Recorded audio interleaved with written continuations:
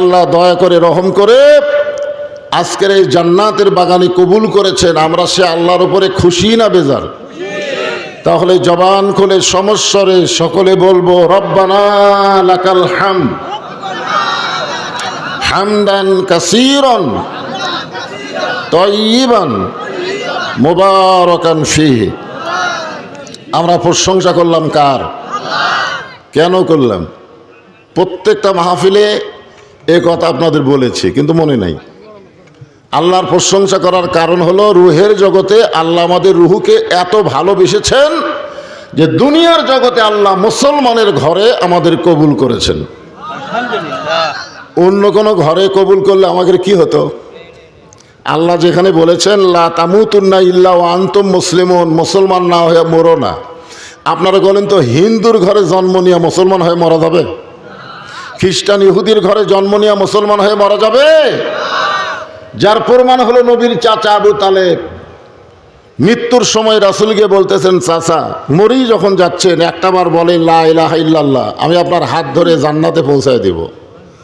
চাচা উত্তরে বললেন, মরেই যখন যাচ্ছি বাপদাদার ধর্ম ছাড়ব না। এখান থেকে বিশ্বাস অন্য ধর্মে জন্ম নিয়ে মুসলমান হয়ে মরা খুবই কঠিন, কিন্তু আল্লাহ আমাদের এই কঠিন জিনিসটা না রেখে সরাসরি মুসলমানের ঘরে কবুল করার কারণে জবান খুলে বলবো আলহামদুলিল্লাহ। একটা কথা আছে আমাদের বগুড়াতে যে কোনো সময় যদি ঠেকে যাস তাহলে আমাকে স্মরণ করিস, এরকম কথা বলে না?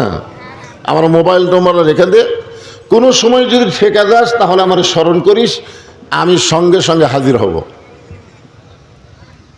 আমরা যদি কোনো সময় ঠেকে যাই, দুনিয়াতে না আখেরাতের আদালতে যদি ঠেকে যাই, ঠেকা বোঝেন না, একে পাপটা বেশি করছি জাহান্নামের রায় হয়ে গেছে, এমন সময় আমাদের একজন উকিল আছেন আমার মুক্তার, আছেন আমার ব্যারিস্টার, শেষ বিচারের হাইকোর্টেতে তিনি আমায় করবেন পার, আমি পাপী তিনি জাবিন্দার।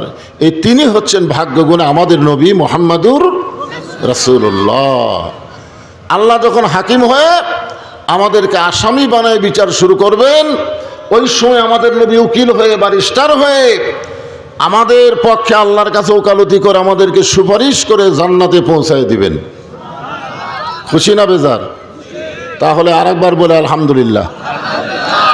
যে কোরআন থেকে আমি আপনাদের সামনে সূরা আসর আলোচনা করব, ছোট্ট একটা সূরা, সময়ের দিকে খেয়াল করে। কোরআনের একেবারে সবচাইতে ছোট একটা সূরা, নাম হলো আসর। আসর শব্দের অর্থ হলো সময়। সময় অত্যন্ত গুরুত্বপূর্ণ একটা বিষয়। কিছুদিন আগে হাসিনার সময় ছিল, এখন ইউনূসের সময়, সামনে আর একজনের সময় আসতেছে, জোরে কোন ঠিক কিনা?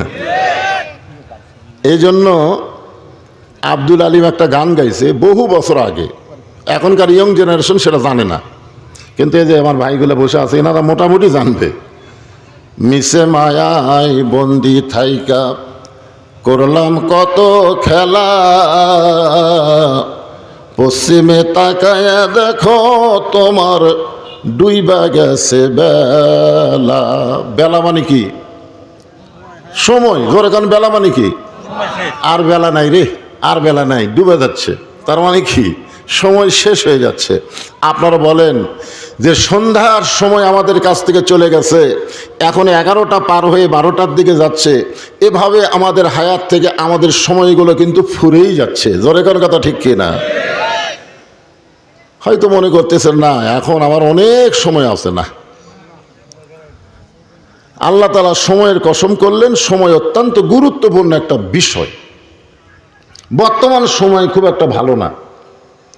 ছোট্ট একটা বাচ্চা আমার কাছে নিয়ে এসে বলে, হুজুর সবসময় কান্দে, একটু দোয়া পড়ে ফু দেন। আমি সূরা ফালাক নাস পড়ে ফু দিলাম, ও আরো জোরে কান্দে বর্তমান সময়ে। তা আমি একটা পানি পড়ে দিলাম, আয়াতুল কুরসি পড়ে, ওটা পান করার কথা বললাম। কিছুদিন পরে বলতেছে, হুজুর বর্তমান সময়ে দোয়া দুরুদের কোনো দাম নেই, বর্তমান সময়ে দোয়া দুরুদ চলতেছে না। মনটা খুবই খারাপ হয়ে গেল যে কি সময়, যে সময় আর দোয়া দুরুদের কাজ হয় না। কিছুদিন পরে বললাম, মা এখন আমার সন্তানের খবর কি? আর কান্দে না? বলে না কান্দার কারণ, কোন দোয়া হয়েছে? বলে দোয়া লাগেনি হুজুর, যখনই কান্না শুরু করে দেয় মোবাইল চালু করি, মোবাইল চালু করলেই কান্না থেমে যায়। আমার ছেলে মোবাইল ছাড়া ভাতও খায় না। যে সময় চলতেছে এ সময় কি ভালো? যে সময়ে ইহুদির বাচ্চারা ফিলিস্তিনের মুসলমানকে হত্যা করতেছে, যেই সময়ে ভারত মুসলমানের মসজিদ মাদ্রাসাগুলো ভেঙে দিচ্ছে, জোরে কোন ঠিক কিনা? যে সময় চলতেছে এই সময় সব সময় কে শপথ করে আল্লাহ বলতেছেন ইন্নাল ইনসানা লাফি খুসর, নিশ্চয় মানুষগুলো ক্ষতির ভিতরে। অর্থাৎ আমরা সবাই জানি আল্লাহর সৃষ্টি জগতের মধ্যে মানুষকে আল্লাহ তাআলা সবচাইতে ভালোবেসে সৃষ্টি করছেন, জোরে কোন ঠিক কিনা? এই মানুষের কথা বলতে গিয়ে আল্লাহ কোরআনের অন্য জায়গায় 4টা শপথ করেছেন, ওয়াত্তিন ওয়াজ্জাইতুন ওয়াতুরি সিনিন ওয়াহাজাল বালাদিল আমিন। কয়টা শপথ? ওয়াত্তিন ওয়াজ্জাইতুন ওয়াতুরি সিনিন ওয়াহাজাল বালাদিল আমিন। এই 4টা শপথ করে আল্লাহ বলতেছেন লাকাদ খলাকনাল ইনসানা ফি আহসানি তাকবীম, মানুষকে আমি সর্ব উত্তম অবয়বে আকৃতিতে সৃষ্টি করেছি, জোরে কোন সুবহানাল্লাহ। তাহলে আল্লাহর যত সৃষ্টি আছে, মাখলুক আছে, তার মধ্যে মানুষকে কি বলা হয়? আশরাফুল মাখলুকাত। সমস্ত সৃষ্টির মধ্যে শ্রেষ্ঠ হলো মানুষ। আর এই মানুষকে লক্ষ্য করে ছোট বাচ্চা কান্দে নাকি? কে এত রাত্রি এত নাচে?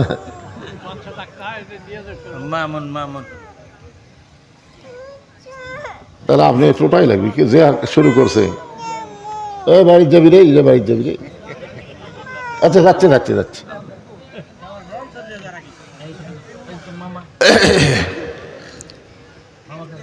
সকলে যারা পারেন আমার সাথে বলবেন, না পারলে ও করবেন, অসুবিধা নাই।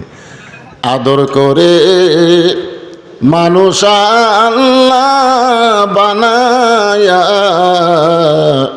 কেমনে দিবেন ক্ষতির মধ্যে ফেলিয়া। ইন্নাল ইনসানা লাফি খুসর, ইন্না মানে কি? নিশ্চয়। ইনসান মানে মানুষ, সব মানুষ, পুরুষ নারী হিজড়া সব মানুষ, যাদেরকে আমরা মানুষ বলি। বাংলাদেশে 3 শ্রেণীর মানুষ দেখা যায়, একটা হলো পুরুষ, একটা হলো নারী, আর একটা কি হিজড়া। আপনাকে এলাকাত মনে হয় কম আছে, রাজশাহীত বেশি। আমি আপনাদের মান্দায় সাবাইহাটে একবার মাহফিল করতে গিয়ে এক ছেলে আমার প্রশ্ন দিয়েছে, হুজুর পুরুষ মানুষ মরে গেলে আমরা 3 কাপড় দিই, নারী মরে গেলে আমরা 5 কাপড় দিই, কিন্তু হিজড়া মরলে কয় কাপড়? তা আমি আমার জীবনে আজ পর্যন্ত হিজড়া মরা দেখিনি। আমি দেখিনি, আপনারা দেখছেন? মনে হয় হিজড়ারা মরে না নাকি? মরে। তা আমি চিন্তা করলাম, কে রে, বহু পুরুষ মরা দেখছি 3 কাপড়, বহু নারী মরা দেখছি 5 কাপড়, কিন্তু হিজড়ার কয় কাপড়? কঠিন প্রশ্ন, খুবই কঠিন প্রশ্ন। হিজড়ার 3টা? না না না, আজগুবি তো একটা কথা বলা যাবে না, কোরআন থেকে দলিল দিয়ে বলা লাগবে, জোরে কোন ঠিক কিনা? তো এখানে আল্লাহ তাআলা মানুষ শব্দ উল্লেখ করেছেন, ইনসান মানে মানুষ, লাফি মানে ভিতরে, খুসরুন মানে ক্ষতি। নিশ্চয়ই মানুষগুলো ক্ষতির ভিতরে। এই কথা বলার পিছনে কারণ আছে। ছেলে ব্যবসা শুরু করছে, বাপ এখন বলতেছে যতই ব্যবসা কর তোর লাভ হবে না, যতই ব্যবসা কর তোর লাভ হবে না। ছেলে বলতেছে বাবা দুনিয়ার সবাই বলে আমার লাভ হবে, আর আপনি বাবা হয়ে বলতেছে লাভ হবে না। আপনারা বলেন বাবা যে বলতেছে তোর ব্যবসা করলে ক্ষতি হবে, এটা কি বাবা রাগ করে বলতেছে? বর্তমান সময়ের দিকে খেয়াল করে বলতেছে যে এমন বাকি খাওয়া খাবে, টাকা চালিয়ে দোকান তুলে দিবার চাবে, জোরে কোন কথা ঠিক কি না? আমাদের এলাকার এক সিএনজি চালক আমাকে বলতেছে হুজুর হাসিনা যখন আসিল তখন 5 ফিট থেকে বগুড়া যাতে আমাদেরকে 35 টাকা দেওয়া লাগতো, জায়গায় জায়গায় সিএনজি আটকালে 35 টাকা দেওয়া লাগতো 5 ফিট থেকে বগুড়া পর্যন্ত, আর এখন দেওয়া লাগতেছে 50 টাকা। তাহলে কোনটা ভালো হুজুর? কোন সময় ভালো? আগেরটা ভালো না এখন ভালো? খুব খেয়াল করবেন, সময়ের খেয়াল। বর্তমান সময়ের দিকে লক্ষ্য করে বাবা বলতেছে ব্যবসায় তোর কোনো লাভ হবে না। বাবা সন্তানকে অত্যন্ত ভালোবাসে, আর ভালোবাসার কারণেই কিন্তু কথাটা বলতেছে। জোরে কোন কথা ঠিক কিনা? সময়ের দিকে খেয়াল করে আল্লাহ জানে মানুষকে আল্লাহ এত ভালোবাসে যে ভালোবাসার কারণে বললেন মানুষগুলো ক্ষতির ভিতরে, এই মানুষগুলো যেন ক্ষতির মধ্যে না পড়ে। এই কারণে আল্লাহ বললেন ইল্লাল্লাযীনা আমানু ওয়া আমিলুস সালিহাতি ওয়া তাওয়াসাউ বিল হক ওয়া তাওয়াসাউ বিস সাবর। এখানে 4টা বিষয় আছে। জোরে কোন কয়টা? এই ছেলেরা খুব খেয়াল করো, নাম দিতে তাফসীরুল কোরআন মাহফিল। একটু মনোযোগ না দিলে তাফসীর তো বুঝবে না। কয়টা? 1 নম্বর হলো ঈমান। খেয়াল তো ভাই, 1 নম্বর কি? 2 নম্বর হলো আমিলুস সলিহা, নেক আমল। 3 নম্বর হচ্ছে ওয়াতাওয়াসাউ বিল হক, হক কথা বলা, হক পথে চলা, হকের উপরে থাকতে প্রয়োজন হলে জীবন পর্যন্ত দেওয়া। জোরে কোন কথা ঠিক কি না? আর 4 নম্বর হলো ওয়াতাওয়াসাউ বিস সবর, হক পথে চলবার গেলে নানা রকম বিপদ আপদ মুসিবত আসবে, সমস্ত বিপদ আপদ মুসিবতকে ধৈর্যের সাথে মোকাবেলা করা লাগবে। জোরে কোন কথা ঠিক কি না? আমরা 15.5 বছর যদি অধৈর্য হয়ে যেতাম তাহলে তো আমরা বাঁচতামই না। হাসিনার সময় আমরা কিন্তু ধৈর্যের সাথে মোকাবেলা করছি। জোরে কোন কথা ঠিক কি না? হ্যাঁ, 1 নম্বর হলো ঈমান। এই 4টি বিষয়ের মধ্যে 1 নম্বর ঈমান। ঈমান যদি না থাকে আপনি যত ভালো আমল করেন একটাও আল্লাহর দরবারে কবুল হবে না। 1 নম্বর কি? খুব খেয়াল করবেন। ঈমান সম্পর্কে সাহাবীরা বললেন, হুজুর ঈমানকে যখন আল্লাহ 1 নম্বরে রাখলো, এই ঈমানটা একটু আমাদের সামনে পরিষ্কার করে দেন। তখন আল্লাহ রাসূল বললেন, ইকরার বিল লিসান, তাসদিক বিল জানান, আমল বিল আরকান, এরই নাম হলো ঈমান। দেখেন ঈমানকে আমরা ব্যাখ্যা করা হলো, জবানে বলতে হবে লা ইলাহা ইল্লাল্লাহ। সবাই বলেন, জবানে বলতে হবে লা ইলাহা ইল্লাল্লাহ। তাসদিক বিল জানান মানে খালি মুখে বললে হবে না, এইটা কলিজার মধ্যে জায়গা দেওয়া লাগবে। কারণ মাঝে মাঝে ভারতের কিছু উগ্রপন্থী নেতা বলে যে বাংলাদেশকে দখল করতে আমাকে 15 মিনিট লাগবে না। আপনারা বলেন তো, যারা এই কথা বলে তাদের ঈমান আছে? যারা খান তাদের ঈমান আছে? তারা হলো বেঈমান। আর আমরা ঈমানদার বলি বেঈমানের দল বাংলাদেশকে দখল করতে হয়। বাংলাদেশের মুসলমান নিজে নড়ে না, আল্লাহর শক্তিতে ঈমানের বলে নড়বে। জোরে কোন কথা ঠিক কি না? আজকে পাকিস্তানের ইমরান খান বলেছে যে মোদিকে লক্ষ্য করে বলেছে, মোদি শুনে রাখো কান খুলে, মুসলমান মরলে শহীদ হয়, বাঁচলে গাজী হয়, আর তোমরা মরলেই জাহান্নামী। জোরে কান কথা ঠিক কি না? তাহলে মুসলমান মরলে শহীদ কেন? মুসলমানের কি আছে? ঈমান আছে। জোরে কান কি আছে? এই ঈমানটা শুধু মুখের মধ্যে রাখলে হবে না, ঈমানটা কলিজার মধ্যে জায়গা দেওয়া লাগবে। কলিজার মধ্যে যখন ঈমানের জায়গা হবে, ওই মানুষটা কেমন চরিত্রের হবে একটা দৃষ্টান্ত দেই, তাহলে বুঝবেন।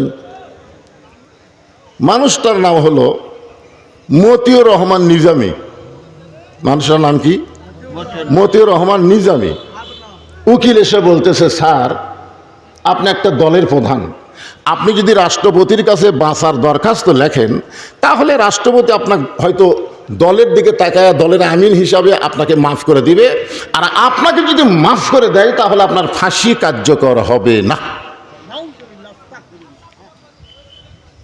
তো উনি মুচকি মুচকি হেসে, মানে তাসদিক বিল জানান, কলিজার মধ্যে ঈমান তো, মুচকি মুচকি হেসে বলতেছে, উকিল তোমার কথা শুনে আমাকে হাসি লাগতেছে।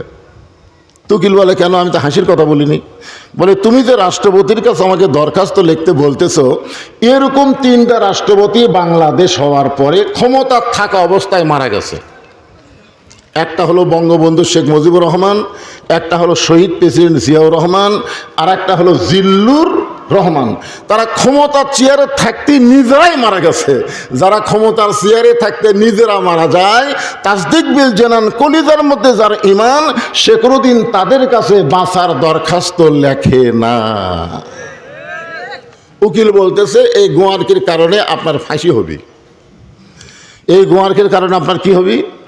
ফাঁসি হবে। তিনি মুচকি মুচকি হাসের বলে, আমার ফাঁসি হবে কিন্তু আমার মৃত্যু হবে না। উকিল বলে আপনার ফাঁসি হবে, আপনার মৃত্যু হবে না। এইটা কেমন কথা? সঙ্গে সঙ্গে তাসদিক বিল জানানোর কারণে বলতেছেন, ওয়ালা তাকুলু লিমান ইউকতালু ফি সাবিলিল্লাহি আমওয়াতুন বাল আহইয়াউ ওয়ালাকিন লা তাশউরুন। আপনাদের ঈমান কি বলতেছে? যে আল্লাহ রাস্তায় যাদেরকে হত্যা করা হবে বিনা অপরাধে। আপনারা বলেন তো, সালাউদ্দিন কাদের বিএনপির নেতা ছিল? জামাত ইসলামী যে সমস্ত নেতা যাদেরকে হাসিনা ফাঁসি দিয়ে হত্যা করেছে, তাদের কোনো অপরাধ ছিল? এই না বলতে যদি কোনো সন্দেহ করেন, কোনো অপরাধ ছিল? একটাই মাত্র অপরাধ, কলিজার মধ্যে তারা ঈমানকে জায়গা দিয়ে বাতিলের সঙ্গে আপোষ করেনি। জোরে কোন কথা ঠিক কি না? এই আপোষ না করার কারণে তাদের কি হলো? মৃত্যু হলো না। আল্লাহ বলতেছেন তাদেরকে হত্যা করা মাত্রই তারা অমর হয়ে গেল। অমর, অমর বোঝেন? আল্লাহ রাস্তায় তারা শহীদ হয়, তারা অমর হয়, অমর। আবু সাইদ নামে বহু ছেলে বাংলাদেশে জন্ম নিচ্ছে। ছেলে হলেই কয়, হুজুর কি নাম রাখবো? আমি বলি আবু সাইদ, সাথে সাথে নাম রাখে আবু সাইদ। আমার মেয়ে হয়েছে, হুজুর কি নাম রাখবো? আমি বললাম হাসিনা। যেই কছি হাসিনা, রাগ করে আর বাঁচে না। হুজুর এমন একটা নাম করলেন, খুনি। তার মানে বোঝা গেল আবু সাইদ মরে নাই, শহীদ হয়ে গেছে, ঘরে ঘরে জন্ম নিচ্ছে। আর হাসিনা বেঁচে থাকতেই পচে গেছে। অন্তত 40 বছর কোনো মেয়ের নাম কেউ হাসিনা রাখবে না। ধরে কোন কথা ঠিক না? কি বুঝতেছেন? তাসদিক বিল জানান, এরই নামই হলো কলিজার মধ্যে ঈমান। এরপরে বলা হচ্ছে আমল বিল আরকান, ঈমান অনুযায়ী আমল করা লাগবে। ঈমান অনুযায়ী যদি আমল করতে চান, যত আমল আল্লাহ আমাদের দিছে তার মধ্যে 1 নম্বর আমলের নাম হলো নামাজ। 1 নম্বর আমল কি? আপনারা বলেন তো, কেউ যদি সারা জীবন রোজা না রাখে তার ঈমান নষ্ট হবে? শোনেন, কেউ যদি রোজা না রাখে তাকে বেঈমান বলা যাবে না। কেউ যদি যাকাত না দেয় তাকে বেঈমান বলা যাবে। এই মনোযোগ দিয়ে শুনবেন, কেউ যদি হজ না করে তাকে বেঈমান বলা যাবে না। কিন্তু কেউ যদি নামাজ না পড়ে, দেখছেন আমার কর আগে আপনারাই ফতোয়া দিচ্ছেন। এক লোক আমাকে বলতেছে, হুজুর আমি একটা গরু কিনেছি, গরুর 1 শিং লম্বা 1 শিং খাটো, এই গরু কুরবানি হবে। আমি বললাম, কারি ভাই এখন কয়টা বাজে? কয় 5:30। তা আচ্ছা, আজকে যে আসরের নামাজ গেল, এই নামাজ পড়ছে? তো কয় না হুজুর, কুরবানি কেনার ঠেলায় নামাজ তো পড়ে পারিনি। আমি বললাম, তুমি যেটা দিবে সেটাই হবি, কারণ যারা নামাজ পড়ে না তার আবার কুরবানি কি?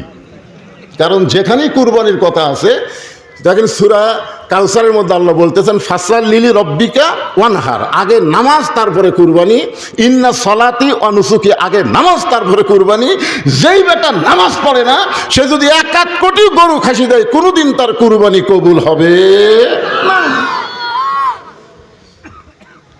কি ভাই, এটা কি?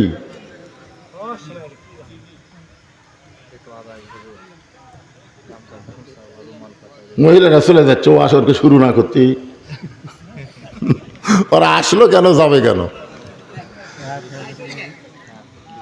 না, এটা বলার উদ্দেশ্য হলো যে হুজুর কালেকশন তো হয়ে গেছে, আপনার জন্য একটা কালেকশন মাত্র 2 মিনিটের। সেটা হলো আপনাদের কাছে একটু রুমাল যাবে, গামছা যাবে, তারপরে যতক্ষণ ইচ্ছা টানা বাজ হবে, শুনবেন, থাকবেন। কিন্তু যারা মনে করতেছে মহিলারা যাচ্ছে, মরদগুলো যদি যায়, সেই জন্য এর মধ্যে একটু সন্দেহ হচ্ছে। আমি কি আপনাদের অপরিচিত বক্তা? আপনাদের গ্রামে আসি নাই, তাই বলে আমার ওয়াজ শোনেননি এরকম একটা মানুষও নেই।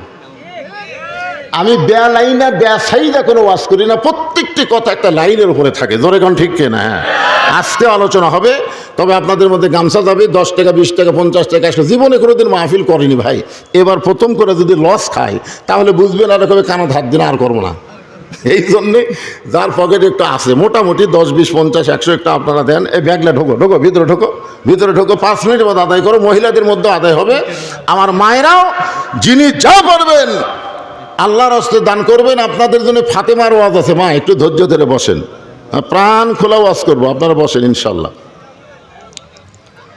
দেন দেন, সবাই ব্যাগলা ওঠে না কেন? এগুলো তো বলা মাত্র দেরি করা যাবে না। হ্যাঁ রে, 10-15টা ব্যাগ থাকা লাগবে, 10-15টা ব্যাগ লিয়া। একজন ওটা বসা করবেন না। ওটা বসা করবেন কেন?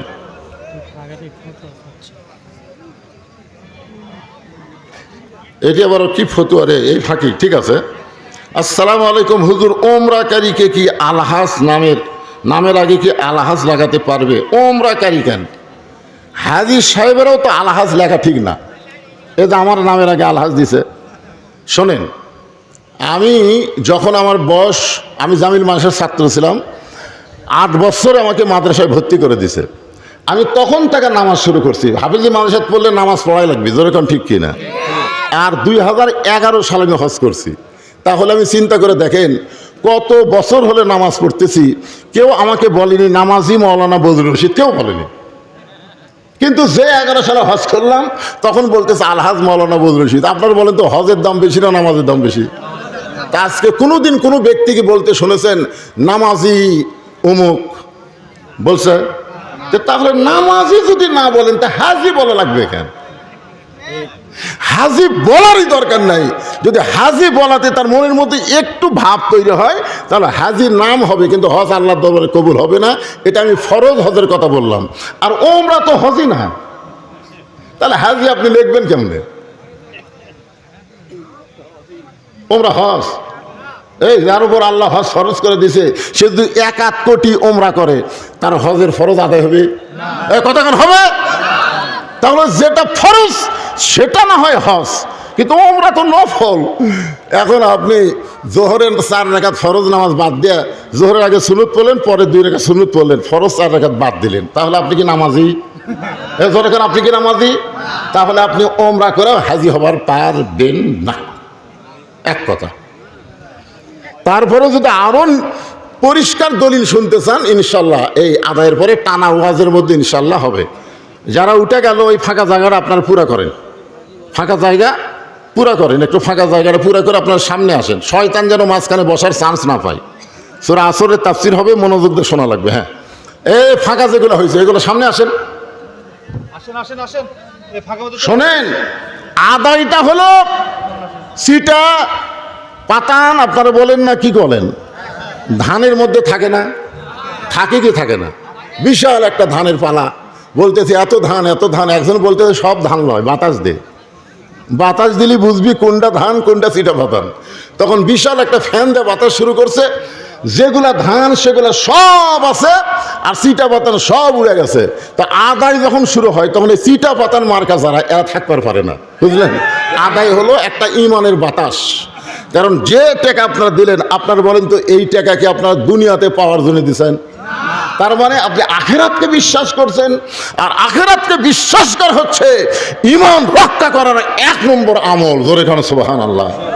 পরকালীন জগৎকে বিশ্বাস করা। বাল তুসিরুনাল হায়াতাদ দুনিয়া ওয়াল আখিরাতু খায়রুন ওয়া আবকা। আদায় কি শেষ হয়ে গেল? আর তো ব্যাগ দেখা যাচ্ছে না, হয়ে গেছে আলহামদুলিল্লাহ। আচ্ছা ঠিক আছে, এই সামান্য সময়। এখন আসেন, তাহলে কি বলতেছিলাম? কি বলতেছিলাম খেয়াল করে শুনছেন? কেউ যদি সারা জীবন হজ না করে তাকে বেঈমান বলা যাবে না। সারা জীবন যদি রোজা না রাখে তাকে বেঈমান বলা যাবে না। কেউ যদি সারা জীবন যাকাত না দেয় তাকে বেঈমান বলার সুযোগ নাই। কিন্তু মান তারাকা সালাতু মুতাম্মিদান ফাকাত কাফারা, ইচ্ছা করে 1 ওয়াক্ত নামাজ যারা বাদ দিবে অবশ্যই তারা কাফের হয়ে যাবে। আর একটা কঠিন হাদিস হচ্ছে লা সালাতা লা ঈমানা, যার নামাজ নাই তার ঈমানই নাই। তাহলে ও আমিলুস সলিহা সূরা আসরের 2 নম্বর পয়েন্ট যদি আমরা ব্যাখ্যা করি, নেক আমলের মধ্যে 1 নম্বর আমলের নাম কি? আচ্ছা, নামাজে কোন সালাত করলে সবাই বুঝবি না, বুঝেন না? এখন টমেটোর সালাদ, ক্ষীরার সালাদ, শসার সালাদ। আপনারা হয়তো বলবেন হুজুর কোরআনে কি নামাজ আছে? আমরা যখন জাহান্নাম বলি তখন কোরআনের কথা বলি, কিন্তু দোজক, আপনার বলেন তো দোজক কি কোরআনে আছে? তো দোজক মানে আপনারা কি বোঝেন? আচ্ছা, বেহেশত কি কোরআনে আছে? বেহেশত মানে কি? জান্নাত। আপনারা বলেন তো রোজা কি কোরআনে আছে? কিন্তু রোজা মানে সিয়াম বা রমজান। এইরকম নামাজও কোরআনে নাই, নামাজ এখানে আছে সলাৎ, সলাৎ আছে। যত জায়গায় কোরআনে নামাজের কথা সেখানে আল্লাহ সলাৎ বলেছেন। তো এই নামাজ হচ্ছে 5 ওয়াক্ত। যখন কয় ওয়াক্ত? আপনাদের এলাকার ছেলেরা যে মসজিদ দোতলা করা লাগতেছে, আপনার বলেন তো কি জন্যে? প্রতি গ্রামে দেখতেছি এখন আর একতলা হচ্ছে না, দোতলা করতেছে। জিজ্ঞাসা করা হচ্ছে, কে বাবা দোতলা কেন? কয় হুজুর এত মুসল্লি, হুজুর একতলা তাঁটে না, এই জন্যই দোতলা। আলহামদুলিল্লাহ, এত মুসল্লি তো ফজরের খবর কি? ফজরে এক কাতারে হয় না। ফজরে কয় কাতার হয় না? এক কাতার হয় না। আপনি বলেন তো, কোনো লোক যদি এক ওয়াক্ত ফজর বাদ দেয়, সারা জীবন যদি জুমার নামাজ পড়ে, ফজরের সমান সওয়াব হবে? কারণ রাসূল বলেছেন 2 ওয়াক্ত নামাজ যদি বাড়িতে পড়ে, নামাজ পড়ে ঠিকই কিন্তু বাড়িতে পড়ে, মসজিদে পড়ে না, সে ব্যক্তি মুনাফিক হবে। একটা হলো ফজরের নামাজ, একটা হলো ইশার নামাজ। এই 2 ওয়াক্ত নামাজ জামাতে পড়া লাগবে। যেদিন বাংলাদেশে জুমায় যেমন মুসল্লি হয়, ফজরের নামাজে যদি তেমন মুসল্লি হয়, সেদিন আর নামাজের ওয়াজ করা লাগবে না। কারণ বাংলাদেশে নামাজ কায়েম হয়ে গেছে। জোরে কোন ঠিক কিনা? আপনারা হয়তো ছেলেরা অনেক বলতে, হুজুর তার জুম্মা নামাজ পড়ে কোনো লাভ নাই। আছে, জুম্মার নামাজ যারা পড়ে 5 ওয়াক্ত পড়ে না, এদেরকে আল্লাহ তাআলা হাসরের ময়দানে কৌতুক করার জন্য, আল্লাহ তো কৌতুক করে, আল্লাহ কৌতুক করার জন্য বলবে, এই শুধু জুমার নামাজ পড়েছো, 5 ওয়াক্ত পড়নি, আমি আল্লাহ তাদেরকে জান্নাত দিয়ে দিলাম। এই কথা শুনে জুম্মা পার্টিরা খুশি হবে, আয় আয় রে, 7 দিনে 1 ওয়াক্ত পড়িনি, খালি জুম্মা পড়ছি, তাতে আল্লাহ জান্নাত দিল। খুশি হয়ে মারবে দৌড়, যায় দেখবে জান্নাতের দরজার বিশাল একটা তালা। তখন বলবে, আল্লাহ আপনি আমাকে জান্নাত দিলেন, তালা কেন? বলে খুঁজা দেখ, চাবি আছে। ওরা খুঁজা দেখবে একটা চাবি আছে, চাবি তালার মধ্যে ঢুকবি কিন্তু ঘুরবি না। ঢুকিছে ঠিকই, ঘরে না। তো বলতেছে, আল্লাহ চাবি তো তালার মধ্যে ঢুকলো কিন্তু ঘরে না। আল্লাহ বলতে, তালার মধ্যে 5টা দাগ আছে, তোর চাবির মধ্যেও 5টা দাগ থাকা লাগবে। দাগে দাগে মিল হবি, কুট্টুস করে খুলে দেবি। তোর চাবির খবর কি? আল্লাহ আমার চাবি তো তেল তেলা। তখন আল্লাহ বলবে, জান্নাত দেখে ফেরত হয়। জুম্মা পার্টি জান্নাত দেখবার পাবে কিন্তু ঢুকবার পারবি না। এখন জান্নাতে ঢুকতে গেলে 5 ওয়াক্ত নামাজের দরকার আছে না নাই? এ ধরে বলেন, খুব খেয়াল করবেন। এই 5 ওয়াক্ত নামাজ পুরুষ মানুষের জন্য সবচাইতে গুরুত্বপূর্ণ, তবে নারীদের জন্য নামাজের গুরুত্ব আছে। রাসূল বলেছেন, পুরুষ মানুষের জন্য 1 নম্বর নেক আমল হলো নামাজ, আর নারীদের জন্য 1 নম্বর নেক আমল হলো পর্দা। পুরুষ মানুষের জন্য 1 নম্বর নেক আমলের নাম কি? জোরে বলেন। আর নারীদের জন্যে, নারীরা যদি পর্দা না মানে যতই নামাজ পড়ুক, একটা নামাজও আল্লাহর দরবারে কবুল হবে না। আমার মায়েরা অনেক এসেছেন, আমাকে এখানে বলা হয়েছে, হুজুর এই গ্রামে আপনি জীবনের প্রথম আইলেন, এই গ্রামের মেয়েরা অনেক দূরে গিয়ে আপনার ওয়াজ শুনতে পারে নাই। আমরা অনেকেই বলি বড় পীর, বড় পীর। আমি রাজশাহীর বাগমারায় কেবল বলছি বড় পীর, সাথে সাথে আমার মুখের কাছ থেকে সভাপতি মাইক কাটালিস। তা আমি তো আর জানি না, ওরা আহলে হাদিস জানি না, বুঝলেন না, প্রথম গেছিলাম। তবে হুজুর বড় পীর কোরআনের কোন জায়গাত আছে? আমি বললাম নাই। তো যেটা কোরআনই নাই সেটা কোরআনের মাহফিল আপনি বলেন কেন? আমি বললাম, ভাই আমার ভুল হয়ে গেছে ভাই, আমি তওবা করতেছি, মাইকটা দেন। সভাপতি আমাকে মাইক দিল, তখন আমি বললাম, সভাপতি সাহেব আপনার বাড়ি কোথায়? বলে, আমি ঢাকার থেকে আসিনি, এই গ্রামে আমার বাড়ি। আমি গ্রামের কোন জায়গা? ভাই বড় মসজিদের কাছে। আমি বললাম, বড় মসজিদ মানে? বলে, আমাদের গ্রামে 3টা মসজিদ আছে, আমার বাড়ি যে মসজিদের কাছে এটা হলো বড় মসজিদ। বড় মসজিদ কোরআনের কোন জায়গাতে আছে? তো আপনি 3টা মসজিদের মধ্যে একটা মসজিদকে যদি বড় মসজিদ বলেন, কোরআন হাদিসে নাই, তাহলে আমি বড় পীর বললি মাইক কাটে নিলেন। নাম হলো আব্দুল কাদের জিলানী। জোরেকার নাম কি? রহমতুল্লাহ আলাইহি। ওনার একটা কিতাব আছে, আপনার যদি ওনার সম্পর্কে জানতে চান তাহলে গুনিয়াতুত তালিবিন একটা কিতাব উনি লিখছে, ওরা পড়লেই বুঝবেন উনি কেমন ধাঁচের আল্লাহর ওলি ছিলেন, উনি কেমন মানের আল্লাহর ওলি ছিলেন। এই গুনিয়াতুত তালিবিন যখন পড়বেন তখন বুঝবেন গোটা কোরআনের নির্যাস একটা কিতাবের মধ্যে উনি ফুটে তুলেছেন। বলেন সুবহানাল্লাহ। মসজিদ নববীর পাশেই সবচাইতে বড় গোরস্থান, ওই গোরস্থানকে বলা হয় জান্নাতুল বাকি। জোরে বলেন, গোরস্থানের নাম কি? ওই জান্নাতুল বাকি জিয়ারত করতেছেন। পিছন দিক থেকে এক ছাত্র বলে, হুজুর আপনি চোখ বন্ধ করলে গোটা পৃথিবীর খবর বলতে পারেন, আপনি একটু চোখ বন্ধ করে দেখেন তো এই জান্নাতুল বাকির কোন জায়গায় মা ফাতেমার কবর। হুজুর আপনি চোখ বন্ধ করলে গোটা পৃথিবীর খবর বলতে পারেন, আপনি একটু চোখ বন্ধ করে দেখেন তো এই জান্নাতুল বাকির কোন জায়গায় মা ফাতেমার কবর। আব্দুল কাদের জিলানী রাগ করে বললেন, রে ছাত্র, আমি চোখ বন্ধ করলে গোটা পৃথিবীর খবর বলতে পারি, এই কথা তুমি কেমনে বললা? আল্লাহ আমাকে এত যোগ্যতা দান করেছে, ইত্তাকু ফিরাসাতাল মুমিনিনা ফাইন্নাহু ইয়ানজুরু বিনুরিল্লাহ। আমি চোখ বন্ধ করলে আল্লাহর আরশ পর্যন্ত দেখতে পাই। গোটা পৃথিবী নয়, আল্লাহর আরশ পর্যন্ত আল্লাহ আমাকে দেখার যোগ্যতা দান করেছে। যালিকা ফাদলুল্লাহি ইউতিহি মান ইয়াশা আল্লাহু যুল ফাদলিল আযীম। যখন সুলাইমান বলেছিল ওই হুদহুদ পাখি কোথায়, হুদহুদ পাখি কোথায়, একটা গল্প আছে, এই আয়াতটা ওখানে আছে। শেষ পর্যন্ত বলা গেল হুদহুদ পাখি তখন আসলো, কেন তুই দেরি করে আসলি কেন? বলে দেরি করে আসার কারণ হলো আপনি জানেন না এমন একটা রাজ্য আছে যে রাজ্যের রাজা না একটা রানী আছে, রানীর নাম হলো বিলকিস রানী। সুলাইমান নবী কয় পৃথিবীর মধ্যে আছে? বলে হ্যাঁ, পৃথিবীর মধ্যেই একটা মেয়ে মানুষ দেশ চলায়। চিন্তা করে দেখেন, মরদ মানুষ মেয়ে মানুষ দেশ চলায়, শুনে খুশি হবে না রাগ করবে? আপনারা কি? খালেদা জিয়া, শেখ হাসিনা, আবার সামনেকে মরদ। আল্লাহ কোরআনে বলেছে আর রিজালু কাওয়ামুনা আলান নিসা। সুলাইমান নবী রাগ করে বললেন পৃথিবীর কোন রাষ্ট্র কোন মেয়ে মানুষ চালাতে পারে না। এই কথা তিনি বললেন। আমাদের নবী বলেছেন মা তারাক্তু বাদি আলা উম্মতি ফিতনাতুন আদারাল রাজুলু মিনান নিসা, রাওয়াহুল বুখারী কিতাবুল ফিতান। রাসূল বলেছেন আমার পরে আমার উম্মতের জন্য সবচাইতে বড় বিপদ হলো পুরুষ মানুষের জন্য নারী নেত্রী হওয়া। এটা আমি বলিনি, আল্লাহর নবী 1400 বছর আগে বলে গেছে। চিন্তা করছেন তো? বিলকিস রানী আমার কাছে আসার আগেই ওর সিংহাসনটা আমার কাছে কে এনে দিবার পারবে? তখন এক জিন বলল কালাই ফিরিতু মিনাল জিন, কোরআনের কথা, যে আমি এনে দিবার পারবো।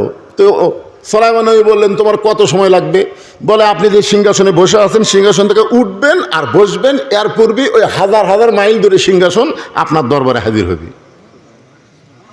সমস্ত মানুষেরা বলল হায় হায় রে, আল্লাহ জিনুকে এত পাওয়ার দিছে, হাজার হাজার মাইল দূরে সিংহাসন, এ ওটা বসার মধ্যে চলে আসবি।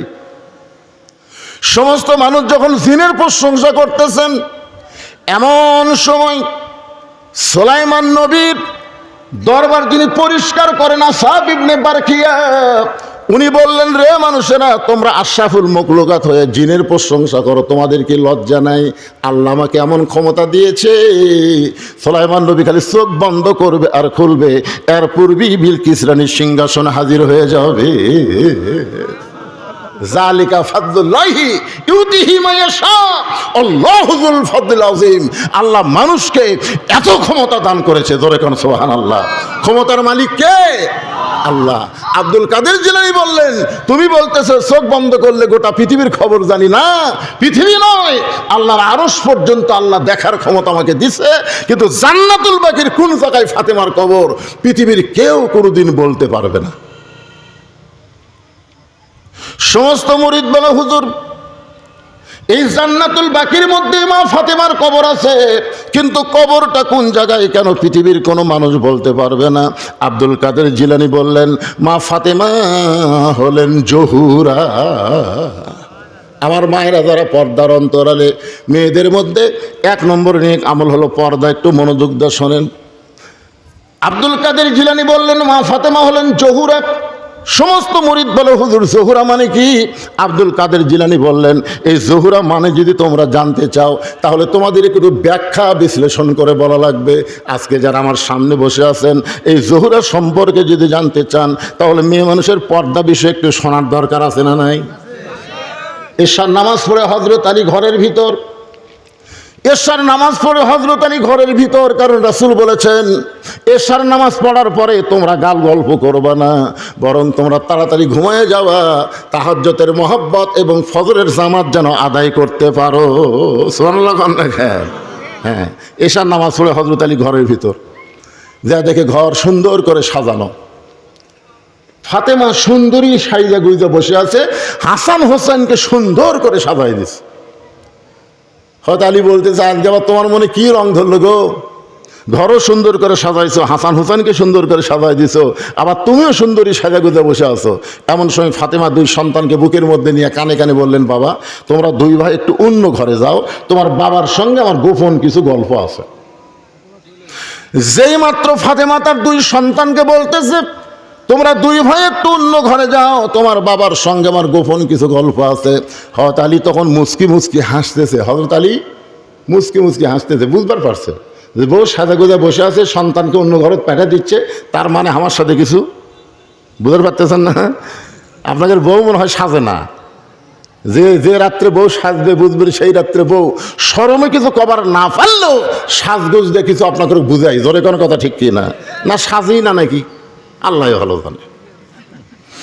হাসান হোসেন দুই ভাই যখন অন্য ঘরে যায়, এমন সময় ফাতেমা ঘরের দরজা বন্ধ করে দেয়। যেই মাত্র ঘরের দরজা বন্ধ করেছে, সঙ্গে সঙ্গে হযরত আলী মাথার টুপি খুলে রাইখা দিস। আপনারা বলেন বউ যদি ঘরের দরজা বন্ধ করে তখন আর টুপি চলবি? কথা কয় না রে বারে, টুপি কি জন্যে? আপনার টুপি মাথার ধান বোঝেন না, সবসময় টুপি চলে। আমি যত বড়ই হুজুর হই, ওয়াজ করে যখন বাড়ি যাই, আমার বইয়ের সামনে কাছে যখন সুদ পার চাই, তখন যদি বলি 5টা মিনিট ওয়াজ করবো, তুই একটু শোনো তো, মানুষ ঘন্টার পর ঘন্টা আমার ওয়াজ শোনে, খালি 5টা মিনিট শোনো, বউ দৌড়ে আসে টুপি খুলে হুজুরগিরি বাদ দেন তো, যা করে অ্যাকশন করছেন জনগণ চিনে না তাই হুজুর কয়, কিন্তু আমি মালটা চিনি, হুজুর হয় এত সহজ নয়। হযরত আলী মাথার টুপি খুলে দুই কানা হাত বাড়ায় দিস। সঙ্গে সঙ্গে ফাতেমা দৌড়ে এসে স্বামীর বুকের মধ্যে মাথা ঢুকায় ছোট বাচ্চার মতন কান্না শুরু করে দিয়েছে। আলী বলতেছেন, ফাতেমা এত সুন্দর করে ঘরটা সাজায়া, এত সুন্দরী সাইজা গুইজা সন্তান দুইটাকে সুন্দর করে সাজায় অন্য ঘরে পাঠায় দিয়া আমার বুকের মধ্যে মাথা দিয়া কেন কাঁদতেছ? ফাতেমা বলে, স্বামী গো, আর কোনোদিন ঘর সাজান যাবে না, আর কোনোদিন সন্তানকে সাজায় দিবার পারবো না, আর কোনোদিন সাইজা গুইজা আপনার সামনে দাঁড়াবো, সেই সময় আমার হবে না, কারণ আজকে গভীর রাত্রে ফাতেমার মৃত্যু হবে। গাছের গোড়া কাটলে গাছটা যেমন পড়ে যায়, তেমনি পড়ে গেলেন হযরত আলী ঘরের মাঝায়। ফাতেমা মুচকি মুচকি হাসতেছে, স্বামীর পড়ে যাওয়া দেখে ফাতেমা মুচকি মুচকি হেসে স্বামীর মাথাটা উরাতের উপরে নিয়ে কপালে একটা চুমা দিয়ে বলে, স্বামী গো, এমন করে আপনি কাঁদবেন না, কারণ আসলে যাইতে হবে, এই দুনিয়া থাকার জায়গা না, এটা মেনে নেওয়া লাগবে। জোরে কোন কথা ঠিক কিনা? দুনিয়াতে 3তলা 4তলা 5তলা বাড়ি করতেছেন, আপনার বিবেককে একবার কইছে যতই উপর দিকে আমি তালা বানাই না কেন, উপর দিকে থাকতে আমি পারবো না, আমাকে নিচতলায় ঢোকা লাগবে। জোরে কোন কথা ঠিক কিনা? এই জন্য সবাই একটু আমার সঙ্গে বলেন, ছেলে যুবক এমনকি বাচ্চারা মুরব্বীরা সবাই একটু জবান খুলে বলবেন, আসলে বিশ্বাস করে সবাই বলেন তো, দেখেন ওয়াল আসর, সময়ের কি গুরুত্ব আজকে আপনারা বুঝতে পারবেন এই মাহফিলে। সবাই জবান করে বলেন, আসলে। ফাতেমা বলে, স্বামী গো, আপনি হলেন শিক্ষিত, আপনি হলেন বীর, গোটা পৃথিবীর মধ্যে সবচাইতে বেশি শিক্ষিত যে মানুষটা ছিল তার নাম হলো হযরত আলী, আর সবচাইতে শক্তিশালী মানুষের নাম কি? শিক্ষার দিক দাও 1 নম্বর, শক্তির দিক দাও 1 নম্বর। দলিল আছে না নাই? আনা মাদিনাতুল ইলমে ও আলিউ বাবুহা, রাসূল বলেছে আমি হচ্ছে ইলমের শহর, আলী হচ্ছে তার দরওয়াজা। আল্লাহ বলেছেন আসাদুল্লাহিল গালিব, আলী হচ্ছে ইসলাম গালিব করার ব্যাপারে আল্লাহর সিংহ। জোরে কোন সুবহানাল্লাহ। তাহলে শিক্ষিত এবং শক্তিশালী মানুষ আপনি যেভাবে পড়ে গেলেন, ওগো স্বামী, আমি দুনিয়া থেকে বিদায় নেওয়ার পর আমার 3টা চাওয়া আপনাকে পুরা করা লাগবে। আলী কান্দের বলে, ফাতেমা দুনিয়ার জীবনে গরিব ছিলাম বলে তুমি কিছুই চাইলা না, কিন্তু মৃত্যুর পরে আমার কাছে কি চাইবা ফাতেমা? বলে 1 নম্বর চাওয়া হলো রাতের অন্ধকারে মৃত্যুবরণ করলাম, রাতের অন্ধকারেই আমাকে দাফন করা লাগবে, কারণ আমি পর্দাকে এত গুরুত্ব দিয়েছি, দুনিয়ার কোনো মেয়ে মানুষের সঙ্গেও ফাতেমা কোনোদিন দেখা করে নাই। সুবহানাল্লাহ খান না কেন? দুনিয়ার কোনো মেয়েদের সাথেও ফাতেমা পর্দা ছাড়া দেখা করেনি।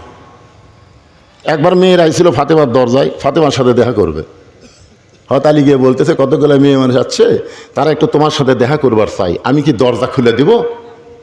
ফাতেমা বলতেছে যারা আমার সঙ্গে দেখা করবে তাদেরকে আপনি চেনেন?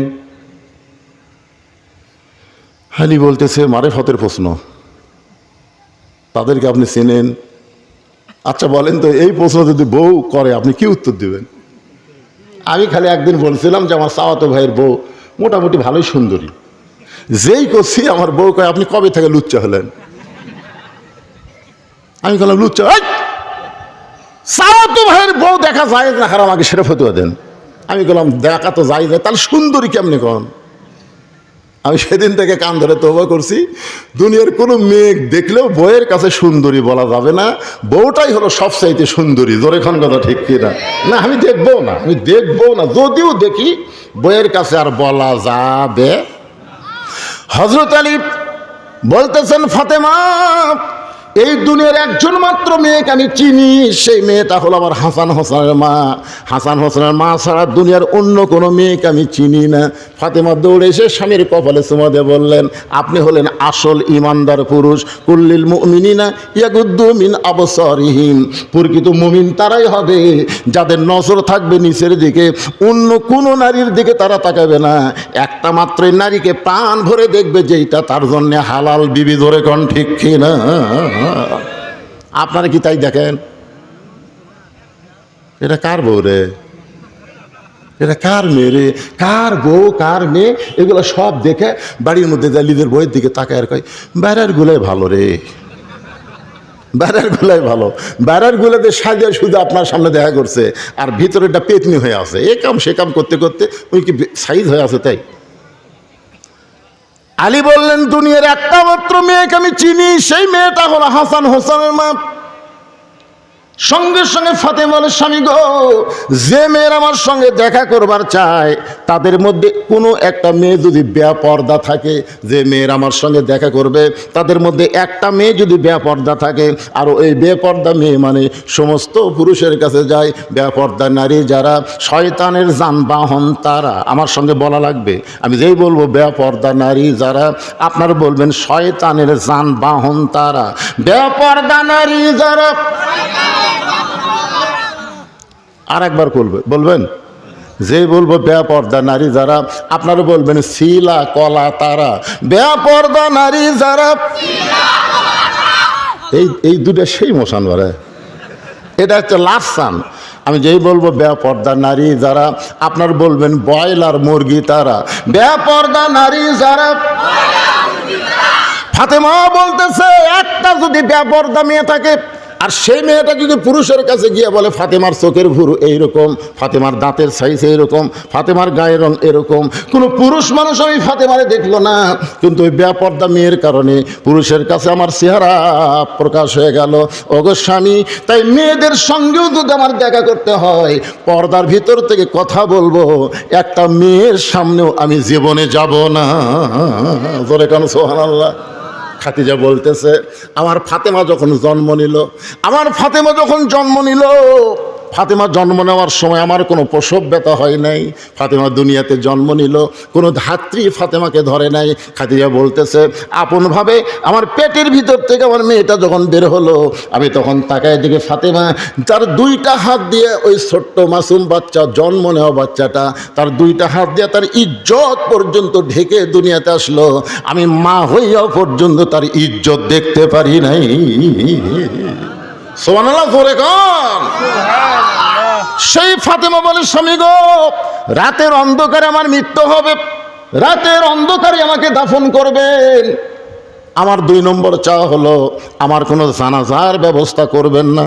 আলী বলে, ফাতেমা তুমি নবীর কলিজার টুকরা, তোমার জানাজার খবর শুনলে হাজার হাজার মানুষ জানাজায় হাজির হবে, তুমি কি চাও না হাজার হাজার মানুষ তোমার জন্য দোয়া করুক? ফাতেমা বলতেছে, কোটি কোটি মানুষ যদি বলে ফাতেমা ভালো, আর আপনি যদি বলেন ভালো না, ওই কোটি মানুষের দোয়া দেওয়া ফাতেমার এক তিল পরিমাণ লাভ হবে না। আর দুনিয়ার তামাম মানুষ যদি বলে ফাতেমা খারাপ, আর আপনি যদি আমার স্বামী হয়ে বলেন ফাতেমা ভালো, স্বামীর একটা সার্টিফিকেটে ফাতেমার জন্য আল্লাহ 8টা জান্নাতের দরজা খুলে দিল। তাহলে বউ ভালো হওয়া লাগবে কার কাছে? কেবারে জোরে কর না কেন, কার কাছে? আর আমাদের গুলো লব উল্টা কি কয়, খালি তুমি আমাকে দেখতে পারো না, গোটা পাড়া খুঁজে দেখো আমার বিরুদ্ধে কেউ নেই। আমি মায়েদের জন্য বলবো, মা, দুনিয়ার কোনো পুরুষ মানুষ আপনাকে ভালো বললে আপনি বেপর্দা হয়ে যাবেন, কেন কোনো পুরুষ তো আপনাকে দেখতে পারবে না, তারা কেমনে ভালো বলবে? কিন্তু স্বামী যদি আপনাকে ভালো বলে, ফাতেমার সঙ্গে আল্লাহ জান্নাত দিয়ে দিবে। আমার 3 নম্বর চাওয়া হলো আমার লাশটা খাটনিতে তুলবেন না। আমি ফাতেমা হিসাব করে দেখলাম আমার খাটনি কান্দে নেওয়ার জন্য যে 4 জন পুরুষ লাগবে। বর্তমান সময়ে 4টা পুরুষ আমার দুনিয়াতে নাই। আমার বাবা যদি দুনিয়াতে থাকতো, মরা মেয়ের লাশের খাটনি বাবা কান্দে নিবার পারতো, কিন্তু 6 মাস আগে আমার বাবা দুনিয়া থেকে বিদায় নিয়েছে। আমার বাবা দুনিয়াতে নাই, তাহলে একদিকে কান্দে নেওয়ার একটা শট পড়ে গেল। আমার হাসান হোসেন যদি বড় হইতো, মায়ের লাশের খাটনি কান্দে নিবার পারত, কিন্তু হোসেনের বয়স মাত্র 4.5 বছর, আর হাসানের বয়স মাত্র 5.5 বছর। এরা 2 ভাই তো মায়ের খাটনি নিবার পারবে না। শুধু আপনি আমাকে একা ওই জান্নাতুল বাকির পূর্ব কোণায় সবুজ রঙের একটা বাতি জ্বলবে, ওই বাতি বরাবর আমাকে কবর খুঁড়ে দাফন করবেন। আমার জন্য কবর খুঁড়তে যদি আপনার কষ্ট হয়, তাহলে আপনার একান্ত বন্ধু যদি কেউ থাকে দুনিয়ায়, তারে বলবেন সে যেন গোপনে কবরটা খনন করে দেয়। দুনিয়ার কোনো মানুষকে যেন কবরের খবর না বলে। হযরত আলীর আপন বন্ধুর নাম হলো আবু যর গিফারি। গভীর রাত্রে হযরত আলী আবু যর গিফারির জানলার কাছে ছোট বাচ্চার মতন ফোপায় ফোপায় কাঁদতেছে। আবু যর গিফারি চিন্তায় পড়ে গেল, এই গভীর রাত্রে আমার জানলার কাছে এমন করে কে কান্দে? বের হয়ে দেখে আসাদুল্লাহিল গালিব হযরত আলী কাঁদতেছে। আবু যর গিফারি চিন্তা করে, যেই মানুষটা হলো আসাদুল্লাহিল গালিব, যেই মানুষটা জীবনে কোনো যুদ্ধে পরাজিত হয় নাই, তাকে কোনোদিন আমি কাঁদতে দেখি নাই। আজকে তার জীবনে এমন কি যুদ্ধ শুরু হলো আমার জানলার পাশে এমন করে কাঁদতেছে?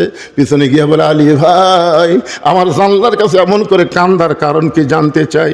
আলী বলতেছে, আবু যর, জান্নাতুল বাকির পূর্ব কোণায় সবুজ রঙের একটা বাতি জ্বলতেছে, ওই বাতি বরাবর একটা কবর কর। আবু যর গিফারি বলে, কেন কবর খুঁড়বো? এখনো পর্যন্ত দুনিয়ার কেউ মৃত্যুবরণ করে নাই, আর রাতের বেলা কেন কবর খুঁড়বো? দিনের বেলা কি কবর খনন করা যাবে না? আলী বলতেছে, আবু যর, একজন পর্দানিশী রাতের বেলা মৃত্যুবরণ করবে, এ রাতের বেলায় তাকে দাফন করা লাগবে। আবু যর গিফারি বলে, আলী রে, সেই পর্দানিশী কে গো? তার নাম কি তোমার মুখস্থ নাই? আলী বলতে, 6 মাস আগে আমার নবী দুনিয়া থেকে বিদায় নেওয়ার কারণে আমার হাসান হোসেন নানা নানা বলে কাঁদতেছে। আজকে গভীর রাত্রে হাসান হোসেনের মা এই দুনিয়া থেকে বিদায় নিবে, পর্দানিশী হওয়ার কারণে রাতের বেলায় তাকে দাফন করা লাগবে। আবু যর, যা একটা কবর কর। আবু যর গিফারি কোদাল নিয়ে জান্নাতুল বাকির পূর্ব কোণায় গিয়ে দেখে সবুজ রঙের একটা বাতি জ্বলতেছে, যেই বাতির কোনো তার নাই, যেই বাতির কোনো সুইচ নাই, বিনা তারে বিনা সুইচ আমার আল্লাহ তাআলা অটোমেটিক জ্বলায়া দিছে। লিল্লাহু তাকবীর। এখান থেকে ঈমান গ্রহণ করেন, তাসদিক বিল জানান, কলিজার মধ্যে ঈমান নেন যে আমাদের কবরের দরজা জানলা যদি নাও থাকে, বালিশ খাতা যদি নাও থাকে, ঈমানের নূরে আমাদের অন্ধকার কবরকে আল্লাহ জান্নাতের টুকরা বানিয়ে দিবে। জোরে কোন কথা ঠিক কি না? অনেকে চিন্তা করে অন্ধকার কবরে কেমনে থাকবো? ফাতেমার কবরের উপরে বাতি জ্বলতেছে, যেই বাতির কোনো তার নাই, যেই বাতির কোনো সুইচ নাই, বিনা তারে বিনা সুইচে আল্লাহ তাআলা অটোমেটিক জ্বলায় দিছে। আবু যর গিফারি বাতি বরাবর এসে দেখে বাতির আলো গোলাকার হয়ে পড়ে, কিন্তু আলোটা 4 কোণা হয়ে পড়েছে। ওই 4 কোণার ভিতরে কোদাল দিয়ে কবর খনন শুরু করছে। এক সময় খুঁড়তে খুঁড়তে আবেগে, অনেক সময় মানুষ কিন্তু বিবেক হারায়া যায়, আবেগে কথা বলে। আবেগে বলতে যে কবর তুই কি জানিস এই গভীর রাত্রে কেন কবর খুঁড়তেছি? আজকে তোর মধ্যে এমন একজন মহিষী নারীকে দাফন করা হবে, আল্লাহর নবীর মেয়ে হবার পরেও নবী তাকে মা বলে সম্মান করেছে। সুবহানাল্লাহ বলেন। আল্লাহ নবী একদিন হাসান হোসেনকে কোলের মধ্যে নিয়ে সাহাবীদের সামনে বলতেছে, আমার মেয়েদের খবর তোমরা জানো? তো সাহাবীরা বলে, হুজুর আমরা জানি। রাসূল বললেন, আমি তাহলে নাম বলি, জয়নাব আমার মেয়ে, জয়নাব আমার মেয়ে, রোকে আমার মেয়ে, কুলসুম আমার মেয়ে। সাহাবীরা বললেন, হুজুর আবার বলেন। রাসূল বললেন, জয়নাব আমার মেয়ে, রোকে আমার মেয়ে, কুলসুম আমার মেয়ে। সাহাবীরা বলে, হুজুর আবার বলেন। রাসূল বললেন, কি বারবার বলি বুঝতে পারো না? জয়নাব আমার মেয়ে, রোকে আমার মেয়ে, কুলসুম আমার মেয়ে। হাসান হোসেন বলতেছে, ভাই আমরা দুজন যাই, আমরা দুজন যাই। আমাকে মাও গরিব দেখে দেখ নানা মেয়ে বলেও স্বীকার করতেছে না। হাসান হোসেন যখন উঠে যাবার চাচ্ছে, খপ করে ধরে বলতেছে, ভাইজান তোমাদের মা আমার মেয়ে না, তোমাদের মা হলো আমারও মা। হাসান হোসেন নানার গালে মুখে চুমো দিয়ে বলে, রানু ভাই আমাদের মা আপনার মা কেমনে হলো? সাহাবীদের সামনে কি বলা যায় না? আমাদের মা আপনার মা কেমনে হলো? রাসূল বললেন, সাহাবীরা রে তাহলে শোনো, তাইফের ময়দান থেকে রক্তমাখা শরীর নিয়ে আমি যখন মক্কায় ফিরে আসলাম, তখন আমার দরদের কেউ মক্কায় ছিল না। দরদের বিবি খাদিজা কিছুদিন আগে দুনিয়া থেকে বিদায় হয়ে গেছে। দরদের চাচা আবু তালেব দুনিয়া থেকে বিদায় হয়ে গেছে। এই রক্তমাখা শরীর দেখে আমার দরদের কেউ ছিল না। আমি যখন ঘরের মধ্যে বসলাম, এমন সময় আমার তিনটা মেয়ে একসাথে ঘরের মধ্যে ঢুকে, রোকেয়া, জয়নাব আর কুলসুমা বলল, বাবা আপনি তাইফে কেন গেলেন? বাবা তাইফবাসী আপনাকে পাথর মারলো, গোটা দেহ রক্তাক্ত হয়ে গেল, এই কষ্ট আপনি কেমনে সহ্য করবেন? বাবা তিনটা মেয়ে মেয়ের মতন কথা বলে যখন ঘর থেকে বাইরে যায়, এমন সময় ফাতেমা ঘরের মধ্যে ঢুকে দরজা বন্ধ করে দেয়। রাসূল বললেন, ফাতেমা দরজা কেন বন্ধ করলি? ফাতেমা বলতেছে, বাবা আপনার মাধ্যমে আল্লাহর কাছে আমার কিছু প্রশ্ন আছে। রাসূল বলে, ফাতেমা কি প্রশ্ন করবি? আল্লাহ যদি ইব্রাহিম নবীর জন্যে নমরুদের চুলা শান্তির বাগান বানাবার পরে, আল্লাহ যদি মুসার জন্যে সাগরকে রাস্তা বানাবার পরে, সে আল্লাহ কেন পারল না তাইফের পাথর আমার বাবার জন্য তুলা বানাবার? বাবা গো আপনার দেহের দিকে তাকায়া আমার কলিজা দিয়ে রক্ত ঝরতেছে। বাবা এই কষ্ট আপনি কেমনি সহ্য করব? রাসূল বলে, সাহাবীরা রে শোনো। এ কথা বলার পরে ফাতেমা ঘর থেকে বাইরে যায়। আমি মনে করলাম ফাতেমা হয়তো কাতর হয়ে গেছে, শোকে পাগলি হয়ে গেছে, কিন্তু আমি লক্ষ্য করে দেখি উঠানে উনানের উপরে পানি গরম করতেছে, জয়তুনের তেল গরম করতেছে। পানি আর তেল গরম করে আবার ঘরের মধ্যে ঢুকে দরজা যখন বন্ধ করে দেয়, আমি রাসূল বললাম, ফাতেমা আবার কেন দরজা বন্ধ করলি মা? ফাতেমা বলে, বাবা সন্তান যখন বড় হয় তখন গোসল করাবার গেলে দরজা বন্ধ করা লাগে। রাসূল বলেন, সাহাবীরা রে শোনো। ফাতেমা দরজা বন্ধ করে দিয়া আমার গাড়ি থেকে রক্তাক্ত জুব্বা খুলে আমার যত জায়গায় তাইফবাসী পাথর মারছে, ওই নরম গরম পানির মধ্যে নরম কাপড় চুবড়াইয়া আমার গোটা দেহ পরিষ্কার করে এক সময় নরম হাতের আঙ্গুলে জয়তুনের গরম তেল নিয়ে আমার ক্ষতস্থানে যখন লাগাইয়া দেয়, তখন আমি নবী ঘুমায় গেছি। আমার নবীর আর কোনো স্মরণ নাই। এক সময় ঘুমের মধ্যে স্বপ্নে দেখি আমার শিয়রের পাশে আমার গর্ভধারিণী মা আমিনা এসে কাঁদতেছে। আমি নবী নই, আমি একটা এতিম সন্তান হয়ে মাকে বললাম, মা এত বছর পরে যখন আইছেন আর আপনাকে যাবার দেব না। এই বলে মায়ের হাতটা খপ করে যখন ধরেছি স্বপ্নে, এমন সময় ফাতেমা আমার কপালে চুমা দেয়। আমি চুমোতে চোখের পানি চোখের মধ্যে ঢুকে আমি চেতন পাই। বলি, ফাতেমা কি জন্যে কান্দিস মা? ফাতেমা বলে, বাবা আপনি মনে হয় স্বপ্ন দেখেছেন। বাবা আপনি স্বপ্নে মা বলে আমার হাতটা চাইপা ধরছেন, এই যে দেখেন এখনো পর্যন্ত হাতটা চাইপা ধরে আছেন। রাসূল বলে, ফাতেমা মা বলে যদি তোর হাতটা চাইপা ধরি তাহলে শুনে নে, তুই শুধু আমার মেয়ে না, তোর কলিজার মধ্যে আমার বসত করে মা আমিনা। আবু যার গিফার বলে, কবর এই গভীর রাত্রে খনন করতেছি, তুই কি জানিস রে কবর এমন একজন মা দুনিয়া থেকে আজকে কবরে আসবে যার দুইটা সন্তানকে আল্লাহ জান্নাতি যুবকদের সর্দার বানায় দিস। এই বলে কোদাল দিয়ে কবর খুঁড়তে খুঁড়তে আবার আবেগে বলে কবর রে খবরদার বেয়াদবি করবি না, তোর মধ্যে এমন একজন স্ত্রীকে রাখা হবে যার স্বামী হল আসাদুল্লাহিল গালিব, আলীর বিবি, কবর খবরদার বেয়াদবি করিস না। এই বলে আবার যখন কোদাল মারতে চায় এমন সময় গভীর রাত্রে কবরের ভিতর থেকে একটা শব্দ আসতেছে, আবু যর। এটা কিন্তু মা ফাতেমাকে লক্ষ্য করে বলতেছে না, এটা আমাদের সবাইকে লক্ষ্য করে বলা হচ্ছে। আবু যর, কার মেয়ে, কার মা, কার বিবি, তাকে কবরে রাখা হবে এটা কবর দেখবে না, কবর দেখবে আমল যদি ভালো হয় কবর জান্নাতের বাগান হয়ে যাবে, আর আমল যদি খারাপ হয় কবর জাহান্নামের গর্ত হয়ে যাবে।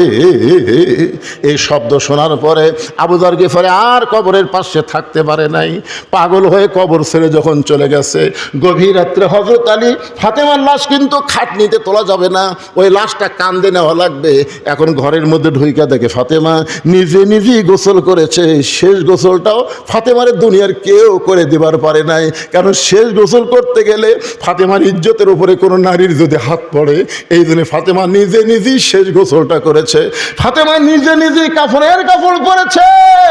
আলী দেখতেছে শুধু দুইটা হাত আর মুখটা প্রকাশ করে দুইটা সন্তানকে দুই ধারে আদর করে সোহাগ করে ঘুমায় দিয়া মাঝখানে ফাতেমা চিরদিনের মতন ঘুমায় গেছে। হযরত আলীর দুইটা হাত ফাতেমার ভিতরে ঢুকাইয়া দিয়া মুখটা কাফনে বন্দি করে ওই কান্দে করে জান্নাতুল বাকির পূর্ব কোনায়, আবু যর কবর ছেড়ে চলে যা, আবু যর কবর ছেড়ে চলে যা। কিন্তু আমার আল্লাহ তাআলা ফরদাকে কবুল করার কারণে আবু যর গিফারিকে আগেই পাগল বানায় খেদায় দিছে। হযরত আলী দাফন করার পরে আল্লাহকে বলতেছে, আল্লাহ এই ফাতেমাকে তুমি কবুল করে নাও, দুনিয়ার জীবনে কিছুই দিবার পারিনি আল্লাহ, আজকে গভীর রাত্রে দাফন করে তোমার কাছে বলি তুমি তাকে কবুল করে নাও। এই দোয়া করার পরে তাকায় দেখে সামনে কয়েকটা পুরাতন কবর দেখা যায়। এই মাত্র ফাতেমার কবর দিছে, সেই নতুন কবর নেই। গোটা জান্নাতুল বাকি হযরত আলী দৌড়ায় আর বলে ফাতেমার কবর, ফাতেমার কবর। কে যেন বলতেছে, আলী রে ফাতেমা পর্দানিশী, আমি আল্লাহ জোহরা ডিগ্রি দিয়া ফাতেমার কবরটাকে কিয়ামত পর্যন্ত পর্দা করে দিয়েছি। আমার মায়েদের জন্য বলবো, মা এই যে আল্লাহ বললেন আমি জোহরা ডিগ্রি দিয়ে, এই জোহরা মানে কি? ও আমিলুস সালিহা, পুরুষের জন্য 1 নম্বর নেক আমল হলো নামাজ, আর নারীদের জন্য 1 নম্বর নেক আমল হলো পর্দা। মেয়েরা যদি পর্দার মধ্যে থাকে তাহলে নেক আমল করতে তাদের জন্য সহজ হয়ে যায়, আর বেপর্দা যদি হয় একটা আমলও আল্লাহ কবুল করবে না। আর পুরুষ মানুষ যদি নামাজ ধরে, ইন্না সলাতা তানহানিল ফাহশাই ওয়াল মুনকার, একমাত্র নামাজে পারে মানুষকে যাবতীয় বেহুদা খারাপি কাজ থেকে বাঁচায় দিতে। সুবহানাল্লাহ। আর একটা পুরস্কার আছে নামাজের, ফালিয়াবুদু রব্বা হাযাল বাইত আল্লাযী আত'আমাহুম মিন জু'ইন ওয়া আমানাহুম মিন খাউফ। আপনার বলেন তো এই আয়াতের বাংলা অর্থ কি? খালি ঈদের নামাজ পড়েন নাকি? খালি ঈদের নামাজ পড়েন? ফালিয়াবুদু রাব্বা হাযাল বাইত, ওই ঘরের মালিকের যারা গোলামি করবে অর্থাৎ যারা নামাজ পড়বে, আল্লাহ তাদেরকে দুনিয়াতে 2টা পুরস্কার সাথে সাথে দেবে। 1 নম্বর পুরস্কার হলো তাদের রিজিকের কোনো পেরেশানি থাকবে না। 2 নম্বর পুরস্কার হলো ভারত বলেন, আমেরিকা বলেন, রাশিয়া বলেন, ব্রিটেন বলেন, ফ্রান্স বলেন, কোনো কাফেরদের কোনো ভয়, যাবতীয় ভয় থেকে আল্লাহ তাকে পুরাপুরি নিরাপত্তা দিয়ে দিবে। জোরে কান সুবহানাল্লাহ। কারণ যাওয়া তো লাগবেই, তোরা বোম মারবো, মার। ইমান কি বলবে? আমার জাতির পিতার জন্যে নমরুদের আগুনের চুলে যদি শান্তির বাগান হয় রে, তাহলে আমরা তার সন্তান, মার। ভারত মারা দিছে পারমাণবিক বোমা মারিছে ভাই, বিমানটা মারছে, বুঝলেন? মনে করছে মারবি ঢাকা, গোটা ঢাকা ভাঙচুর হয়ে শেষ হয়ে যাবি, মারবি একটা আপনাকে নওগাঁ। ওরা বোম মারতেছে, কিন্তু যেই মাটিতে পড়তেছে পড়ার সাথে সাথে বোম তাই মিষ্টি তরমুজ হয়ে যাচ্ছে। আচ্ছা, ইব্রাহিমের আগুনের চুলে যদি আল্লাহ শান্তির বাগান বানানো পারে, তা আল্লাহ সে আল্লাহ আছে না নাই? তাহলে বোম তরমুজ বানাতে পারবি না? তো আমাকে ছোটো ছোটো ছোলপোলকে রে বিশাল বিশাল তরমুজ রে, একটা 10 মণ 20 মণ করে ওজন। ওরা চাকুলিয়ে যে কাটতেছে আর সব আনন্দ করে খাচ্ছে। ওরা দূরবীন যন্ত্রতে দেখতেছে কে রে বোমের খবর কি, হায় হায় আমরা মান্য বোম, এরা কাটিয়া খাচ্ছে। সুবহানাল্লাহ কন না কেন? ফেরাউন বারবার বলেছে মুসা কোন দিক দিয়ে যাবি, 3 দিকে সৈন্য, একদিকে সাগর। আল্লাহ কয় মুসা ফেরাউন সাগর দেখে তুমি তাকায় দেখো, লাঠির বাড়ি মারো। লাঠির বাড়ো মারছে, 12টা রাস্তা হয়ে গেছে। কেন কি আল্লাহ পারে কি পারে না? কথা বলেন। তাসদিক বিল জানান, কলিজার মধ্যে ঈমান নেন, 5 ওয়াক্ত নামাজ ধরেন, সমস্ত ভয় ভীতি থেকে আল্লাহ পুরাপুরি হেফাজত করবে। 3 নম্বর হলো ওয়াতাওয়াসাউ বিল হক। 4টা বিষয় আলোচনা হবে, 2টা শেষ। রাত তো ঘড়ির 12টা পার হয়ে গেছে। কি করবেন, একটু আজকে দেরি করে তুলে দিচ্ছেন না, সারা রাত নয়, 2 বিষয় হয়ে গেছে। এখন ওয়াতাওয়াসাউ বিল হক। আপনারা জানেন আজকে ঢাকাত কি হলো? এই কথা কন না কেন? আজকে ঢাকাত কি হচ্ছে? ও বৃষ্টি হওয়া শুনছে বলে রে। আজকে হেফাজতের কিছু একটা ঢাকাত হয়নি। কি জন্য সমাবেশ করছে কন্ত? এই আপনারা কথা কিছুই বোঝেন না দেশের এই ছেলে পেলে। তোমরা কি নেট খোঁজো না? তোমরা কিছুই জানো না এক হওয়ার জন্যে। আপনি জানেন বাংলাদেশের মেয়েদের পক্ষ থেকে ডক্টর ইউনূসের কাছে 350 পৃষ্ঠার একটা নারীর অধিকার চাওয়া হয়েছে। তার মধ্যে 1 নম্বর হলো, এতদিন আমরা জানতাম ছেলে সম্পদ যা পাবে মেয়ে তার অর্ধেক পাবে, 2 মেয়ের সমান 1 ছেলে পাবে। আর ওরা বলতেছে সম্পদ সমান করে দেওয়া লাগবে, ছেলেও যা মেয়েও তাই। আপনারা বলেন তো, আল্লাহর কোরআনের উপরে কেউ যদি হাত মারে ওই হাত থাকবি? তা আল্লাহ বলেছে ছেলে 2 মেয়ের সমান পাবি, আর মেয়েরা অধিকার চায় যে আমরা সমান, বৈষম্য দূর করে ছেলে মেয়ে সমান। মেয়েরা বলতেছে ছেলে যদি খাড়া হয়ে পেশাব করা পারে মেয়েরাও করবি, সমান অধিকার। কি রাজশাহী পর্দার চরে জ্বালানি বানাচ্ছে অস্থায়ী ঘর, জ্বালানি অস্থায়ী ঘর বানাচ্ছে। হঠাৎ উঠছে ঝড়, চাটাইয়ের ঘর। এখন দরজা জানলা লাগিয়ে দিয়ে 2 জন খালি আল্লাহ আল্লাহ করতেছে, ঝড় থামে না। 1-8 ঘন্টা হয়ে গেছে। এখন স্বামী বলতেছে কে রে ঝড় তো থামতেছে না, আমার তো পেশাব লাগলো।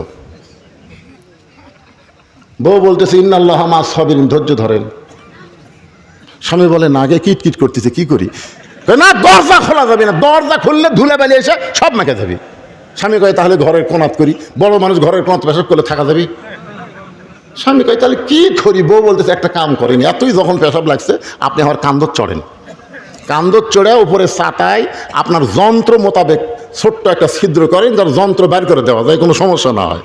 তো বইয়ের কান্দর ছড়ে চাকু দিয়ে এরকম একটা ছিদ্র বানায় ওই ছিদ্র দিয়ে যন্ত্র বের করে পেশাব করছে। 1-8 ঘন্টা হয়, ঝড় থামে না। বউ কয় আমারও তো পেশাব লাগলো। সেট করাই আছে, তুই আমার কান্দর চড় ছিদ্র আর পেশাব কর। এবার বউ কান্দর চড়ে পেশাব করে, পেশাব দিয়ে স্বামীর বুক ভিজা যায়। স্বামী কয় কে রে কোথায় পেশাব করিস, কোথায় পড়ে? বউ কয় মরার স্বামী জানো না, সব জায়গায় সমান অধিকার চলে না। জোরে কোন কথা ঠিক কি না? এই শালা নাস্তিক হিজড়া মার্কা কতগুলো নারী অধিকারের নামে আজকে নাস্তিকতা প্রকাশ করে বাংলাদেশের লক্ষ লক্ষ তৌহিদ জনতা ঢাকায় আজকে কি করেছে? সমাবেশ করেছে। আর সমাবেশে যিনি আজকে সবচাইতে গরম বক্তব্য দিছে তার নাম হলো হক। কি হক? দেখেন, ওয়াতাওয়াসাউ বিল হক, আজিজুল হক। ওনার বাপের নাম কি? সাইকুল হাদিস আজিজুল, কথা কর না একেবারে হক। ওনার বাপকে হাসিনা জেলখানাতে রাখছিল, অজু করার পানি দেয়নি। মামুনুল হককেও জেলখানায় রাখছিল, মনে করছিল জেলের ডান্ডা বাড়ি পায় নরম হয়ে বের হবি। নরম হচ্ছে আগে চাইছিল তার চাইতে আরো গরম হচ্ছে। আজকের ভাষণে ইউনূস সরকারকে 2 সপ্তাহ আলটিমেটাম দিছে, যদি পছন্দ হয় হুজুর করো তাহলে আমাকে কথা মানবি, না মানলে সাইদি হুজুর বলেছিল 12 কোটি মুসলমান যখন গাছের গোড়া লাগাবে দাদা বাড়ি গিয়ে গিয়াত পড়বে। জোরে কোন কথা ঠিক কিনা? আর গর্ত খুঁজা পাবা না। আমাকে বগুড়া জেলায় একেবারে আওয়ামী লীগের মেম্বার থেকে শুরু করে এমপি পর্যন্ত একটা নেতাও নাই, অনুবীক্ষণ যন্ত্রতে খুঁজা পাওয়া যাচ্ছে না। এরা গেল কোথায়? এত বছর পরে সাইদি হুজুর যে হক কথা বলেছিল এটা সত্য প্রমাণ হয়ে গেছে। কতক্ষণ না কেন আজকে মামুনুল হক যে কথা বলেছে হকের কথা বলতে হবে, হকের পথে চলতে হবে, প্রয়োজনে হকের জন্য জীবন দেওয়া লাগবে। কারা কারা জীবন দেবার পারবেন? দুই হাত তুলে আমার আল্লাহকে দেখান। টান টান করে তুলে রাখেন, লিল্লাহে তাকবীর। হাত নামান। আল্লাহ, এই রাত 12টার পরে তাহাজ্জুদের রক্তে হকের পক্ষে দরকার হলে, প্রয়োজন হলে জীবন দেওয়া লাগবে, দিব।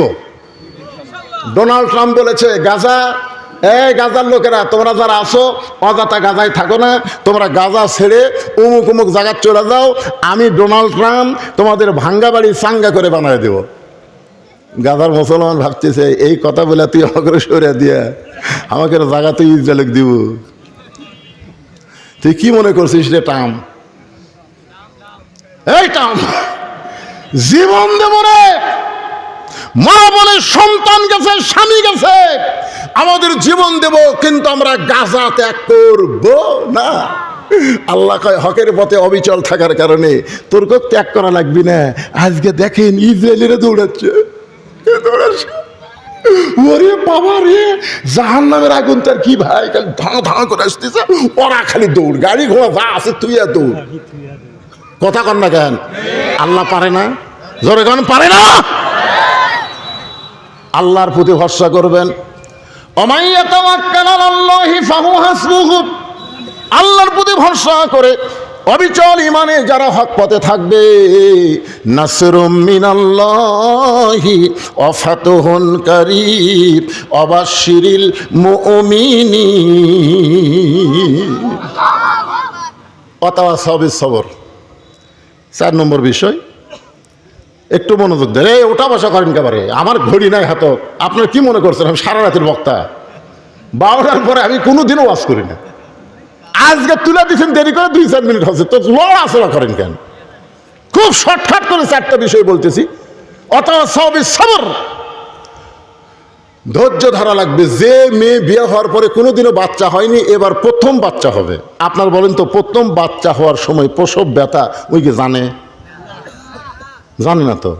দাদি নানি কিন্তু সবসময় কানে কানে সে কয় সেই রকম হবি রে, রে কি বলবো প্রসবের কথা, মা বিনে সেই ব্যথা কেউ তো বুঝিবে না।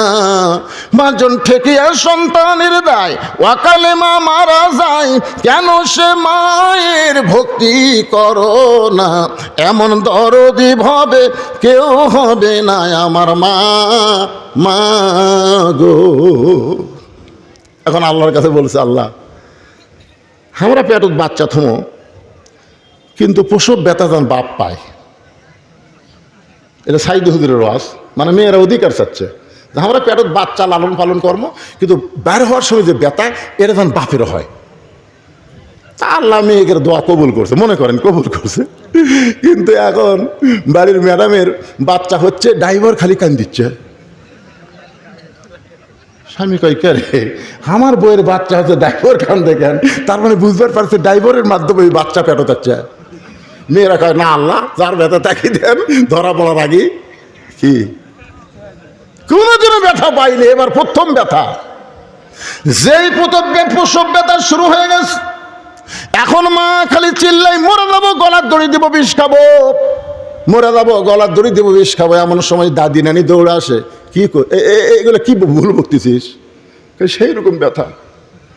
তুই কি জানিস মায়ের পায়ের তলে সন্তানের জান্নাত?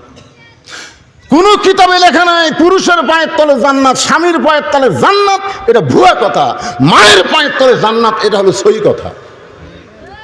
তাহলে জান্নাত কি পুরুষের পায়ের তলে না নারীর? আর সেই নারী যদি মা হয়, তো তোর পায়ের তলে জান্নাত হবি, কান্দিস কে? চ ঘরের মধ্যে, চ ঘরের মধ্যে যা বলতেছে, অতাও সবই সবর, ধৈর্য ধর, ধৈর্য ধর। তুই চিল্লাচিল্লি করলে গ্রামের লোক মনে করবে এটা একটা মা হলো কে রে, খালি চিল্লাচিল্লি করছে। ধৈর্য ধর, সেই ধৈর্য ধর।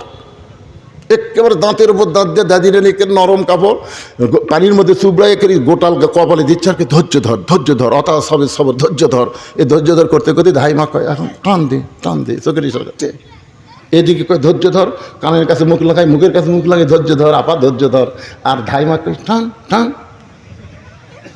আমার দাদি আমারে কইছে, তোর যখন টানে ভাই করছি, ভাই তোর মাথা লম্বা হয়ে গেছিল। পরে তোর মাথা আমরা থাবড়া থাবড়া গোল করছি, চিন্তা করছেন কি কষ্ট হওয়ার মা দিছে। এখন মা দাঁতের উপর দাঁত করতেছে, এক সময় ধাইমা বাচ্চা ধরে টান মারছে আল্লাহর নাম নিয়ে, বাচ্চা দুনিয়াতে মেয়ে মেয়ে বলে কাঁদতেছে, এদিকে মা বেহুশ হয়ে গেছে, মার আর হুঁশ নাই, এত ব্যথা। সন্তানকে গোসল করায়া ওই সন্তান যখন মায়ের উপর দেয়, মায়ের বুকের উপরে দেয়, মা হুঁশটা ফিরে পাইয়া সন্তানকে হাত দিয়ে আগলে নিয়ে মুখের কাছে নিয়ে মুখে গালে চুমা খায়। দাদিনী বলতেছে, চুমা কেন খাস? এ তোরে প্রসব ব্যথা দিল, কষ্ট দিল, তুই বেহুশ হয়ে গেলি, এর লাত্তি মার ফাইলা দে, এর জন্যই তো গলার দড়ি দিবার চাইলি, এর জন্যই বিষ খাবার চাইলি, এর জন্য আত্মহত্যা করবার চাইলি, আরে ফাইলা দে, বুকের ওপর রাখিস না। মা তখন বলে, দাদি আগে বুঝি নাই, না বুঝে আমি বলছি আত্মহত্যা করবো, বিষ খাবো, মানে বিষ খাবো, গলার দড়ি দিব। কিন্তু সন্তান বুকে নেওয়ার সাথে সাথে আমার প্রসবের ব্যথা আমি সব ভুলে গিয়েছি। ওগো দাদি, সন্তান বুকে নেওয়ার পর মা সমস্ত যন্ত্রণা ভুলে যায়। আমরা বাংলার মুসলমান, হাসিনার সময় আমরা প্রসব ব্যথার মতন নানা ধরনের কষ্ট পাইছি, কারে ফাঁসি দেওয়া হয়েছে, কারে জেলে দেওয়া হয়েছে, আমাকে পর্যন্ত 9 বার জেলের মধ্যে ঢুকাইছে। আমার 2টা আঙ্গুল ভাঙ্গা দিয়া হাতের মধ্যে খুঁটা ঢুকাই দিয়ে আমাকে রিমান্ডে নিয়েছে। এত কষ্ট সহ্য করেছি, এত কষ্ট সহ্য করার পরে ধৈর্য ধারণ করেছি। সেই দিন আমরা কবে পাবো যেদিন বাংলার জমিনে সবুজ পতাকার সঙ্গে লাল সবুজ পতাকার সাথে সাথে কলেমার পতাকা পথ পথ করে আসমানে উড়বে। যেদিন কলেমার পতাকা উড়বে সেদিন আমাদের এই কষ্ট, এই যাতনা, এই যন্ত্রণা সার্থক হবে। জোরে কোন কথা ঠিক কি না? সবর ধৈর্য ধরা লাগবে বাজান। আরো বিপদ আপদ মুসিবত আমাদের সামনে আসতে পারে। আল্লাহর পথে থাকতে গিয়া নানা ধরনের বিপদ আসবে। আল্লাহ বলেছেন, ওয়ালা নাবলুয়ান্নাকুম বিশাইয়্যিম মিনাল খাউফি ওয়াল জুই ওয়া নাকসিম মিনাল আমওয়ালি ওয়াল আনফুসি ওয়াস সামারাতি ওয়া বাশশিরিস সাবিরিন। মাগরিব এশার নামাজ কারা কারা পড়েননি হাত তোলেন, এটা আমি বলবো না, কিন্তু কারা কারা ফজরের নামাজ পড়বেন না তার একটা হাত তোলেন তো। যারা যারা ফজর নামাজ পড়বেন না তার একটা হাত তোলেন।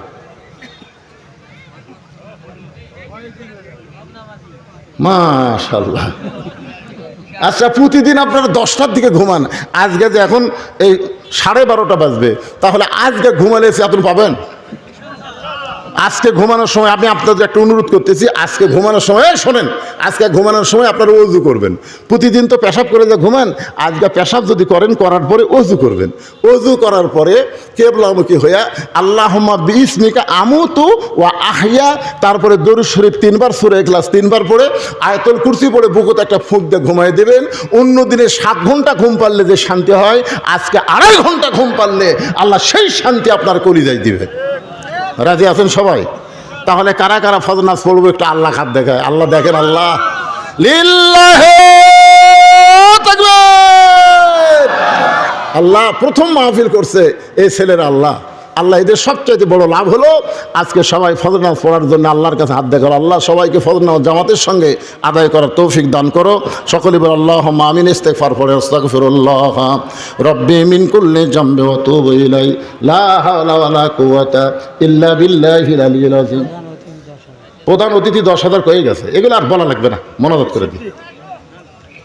আল্লাহ যাচ্ছেন কেন? হাতটা তোলেন। আল্লাহুম্মা আমিন। আল্লাহুম্মা আনতাস সালাম ওয়া মিনকাস সালাম তাবারাকতা ইয়া যাল জালালি ওয়াল ইকরাম। আয় আল্লাহ, জীবনের প্রথম মাহফিল করেছে আল্লাহ বৈশাখ মাসে। আল্লাহ চারিদিকে বৃষ্টি হচ্ছে, কিন্তু হাস্যর মাহফিলকে তুমি কবুল করেছো আল্লাহ, যার কারণে কোনো বৃষ্টি নাই, এমনকি আসমানে মেঘও পর্যন্ত নাই। আবহাওয়া অন্য দিনের চাইতে আজকে অনেক শীতল হয়ে গেছে। আল্লাহ তোমার বান্দারা ঘন্টার পর ঘন্টা কোরআনের মাহফিলে বসে আলোচনা শুনলো।